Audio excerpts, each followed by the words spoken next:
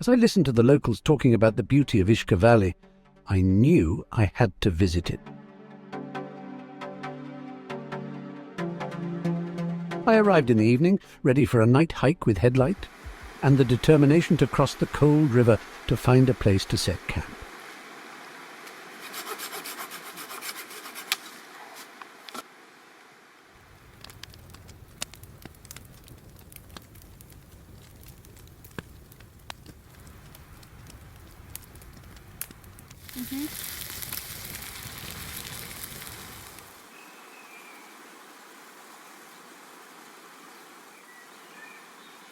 There's something about being in the wild that allows you to feel alive in a way that is different from the hustle and bustle of everyday life.